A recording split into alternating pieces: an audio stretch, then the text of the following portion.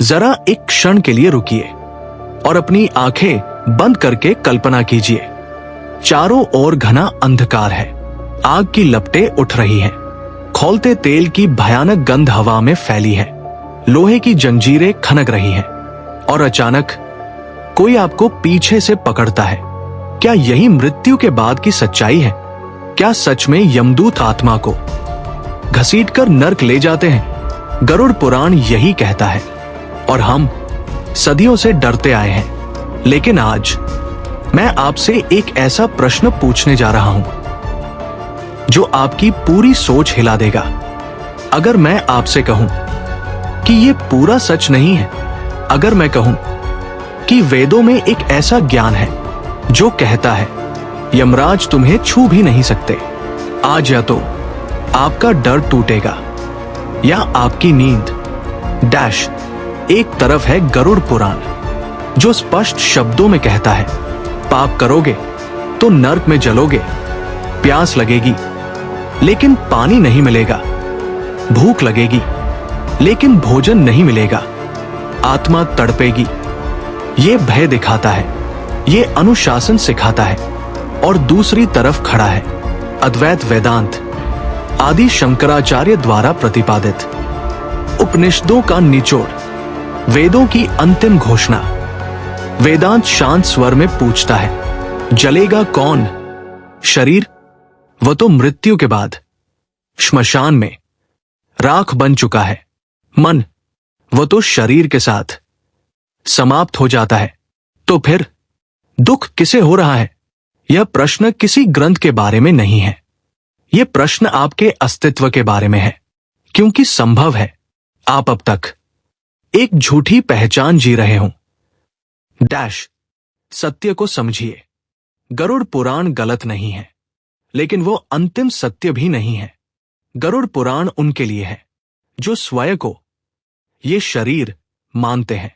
जब तक आपको लगता है मैं ये देह हूं, तब तक हर सजा सच है, हर भय सच है, हर नर्क सच है। क्योंकि जिसने सपना देखा है उसे सपने का शेर काटेगा ही। लेकिन यहीं से अद्वैत वेदांत शुरू होता है। अद्वैत वेदांत आपको डराने नहीं आया, वो आपको जगाने आया है। वेदांत कहता है तुम वह नहीं हो जो आईने में दिखाई देता है, तुम वह नहीं हो जो भूख और प्यास अनुभव करता है, तुम वह नहीं हो जो डरता है, रोता है, टूटता है। तुम तो वो हो जो यह सब देख रहा है। तुम साक्षी हो। डैश।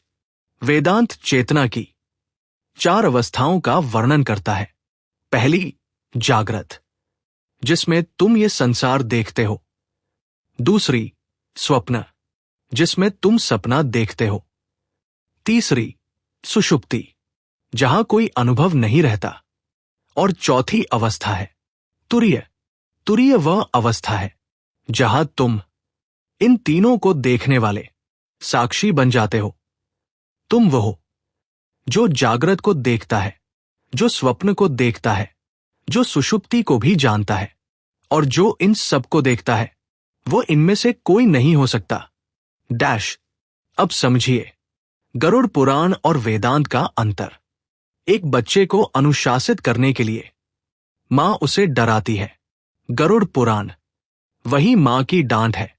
लेकिन जब बच्चा बड़ा हो जाता है तो उसे समझ आता है अंधेरे में कोई भूत नहीं था।